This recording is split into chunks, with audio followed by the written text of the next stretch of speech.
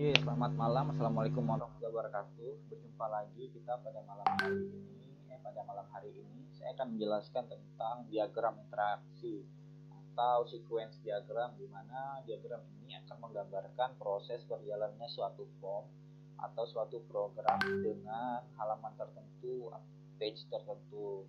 Jadi satu form itu biasanya satu sequence diagram. Nah, sequence diagram ini kita rancang atau kita imajinasikan dibuat berdasarkan use case diagram. Jadi misalkan kalian udah merancang sebuah use case diagram pada satu sistem, dan ternyata ada 3 use case-nya, berarti diagram interaksinya atau sequence diagramnya juga wajib ada 3. Gitu. Nah, pengertian diagram interaksi. Diagram interaksi merupakan diagram perilaku dari sebuah use case ketika antar objek saling berinteraksi dalam melengkapi tugas-tugasnya. Nah, diagram interaksi juga untuk memodelkan interaksi antar objek dalam sebuah use case. Nah, diagram interaksi ini memperlihatkan interaksi yang memuat himpunan dari objek. Nah, diagram interaksi ini yang pertama itu ada sequence diagram, kemudian ada collaboration diagram. Tapi secara umum mereka menggunakan diagram sequence. Nah, dan itu juga sudah cukup untuk menjelaskan pendokumentasian kita dalam membuat suatu sistem.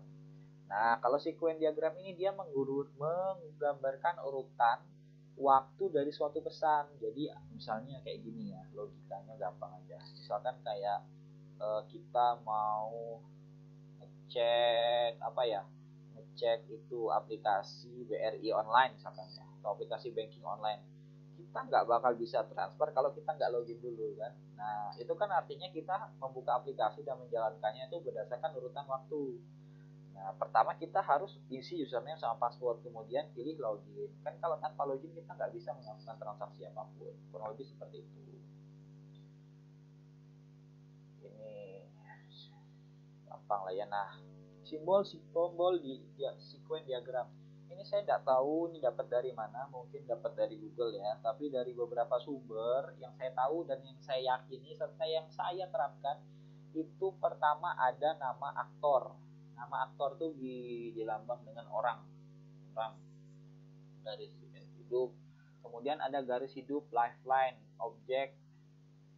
Nah, objek ini atau nama kelas ini kita menggambarkannya bukan kotak, tapi lingkaran, dikasih garis di sampingnya, dikasih tanda itu kayak ini deh, kayak dari manusia nih ya. Kalau dari aktor itu gambar tangan dia nih, tangan ke atas tapi dimiringkan, itu seperti itu. Saya mau ngasih contoh, nggak ada papan tulis juga, nggak apa-apa lah. Kemudian ini ada waktu aktif, menyatakan waktu aktif itu berapa lama. Kemudian ada create, ada tipe call-nya, nama metodenya misalkan input, ID, nama apa segala macam. Nah, setelah itu ada juga nama metode yang balik tanda kayak gini. Itu biasa dia menampilkan layar apa segala macam. Tergantung kita mendesainnya. Ada nggak ya contohnya? Ini ciri membedakan diagram sequence dengan diagram kolaborasi ini tidak terlalu lah ya. Saya mau lihat ini. Ini diagram sequence. Nah, ini dia contoh. Oh, ini diagram sequence wajar. Kayak gini. Mana ya? Ada nggak ya? Diagram sequence. Sequence diagram. Nah, kayak gini ya contoh ya. Saya kasih contoh satu. Mana ya? Ini aja deh, login ya. Petugas perpustakaan. Di sini jelas ya, maksudnya petugas perpustakaan itu kan aktor. Mungkin nggak petugas perpustakaan itu robot atau seseorang yang bukan manusia. Nggak mungkin. Jadi lambangnya manusia. Di sini kebetulan kita dapat contoh yang salah. Jadi ini harus dirubah jadi lambang manusia gitu kan. Nah, kita analisa dulu. Oh, ternyata kalau mau login itu harus pakai aktor, terus main ini kita bayangkan sebagai form utama.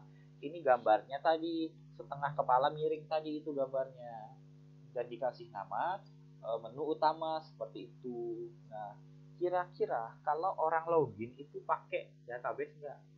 Kalau pakai database berarti simbolnya lingkaran terus ada garis bawahnya login, ini kita ganti itu. Ingat satu lagi, selama kita menjalankan program ada yang namanya kontrol, di mana kontrol itu berfungsi menjalankan programnya tapi tidak sampai database. Nah, urutannya kayak gitu. Jadi aktor, ada tadi form utama, terus ada kontrol, baru database. Nah, biasanya dimulai dari kiri atas, seperti open menu utama seperti itu. Kemudian ini kan ada input username sama password. Kemudian baru si kontrol ini validasi ke login, baru login kasih tahu true. Kalau true berarti kan dia ada gambar yang tadi tuh panas ke dalam. Replay show apa, kalau kita sudah login kan biasanya show menu perpustakaan seperti itu kurang lebih. Memang kalau untuk praktek menggambar seperti ini kita agak sulit ya kalau nggak ada papan tulisnya. Itu kurang lebih seperti itu. Nah, kalau kalian membuatkan analisa sekuen diagramnya seperti ini ketika ujian, ini tidak salah. Mungkin kalau dari skala 100 mungkin akan saya kasih nilai 3 atau 4 gitu. Karena apa? Kan karena kita tadi udah yakin ya, UML yaitu unified, artinya memodelkan sesuatu itu dari beberapa ahli dengan satu model tertentu. Nah, kalau ini nggak tahu model dari mana gitu. Nah, kurang lebih kayak gini memasukkannya ya. Ini apa sih ya? Nggak bisa kita masukkan seperti ini. Karena apa? Karena satu, simbolnya udah salah. Kemudian lambang-lambangnya sudah salah. Tidak ada kontrol di sini kan. Kontrol itu fungsinya kayak gini. Pernah kan kalian belanja online, ketika submenu kalian 10.000, submenu 2-nya 20.000, biasanya kan ada subtotal kan 30.000. Nah, 30.000 itu apakah dia sudah dari database?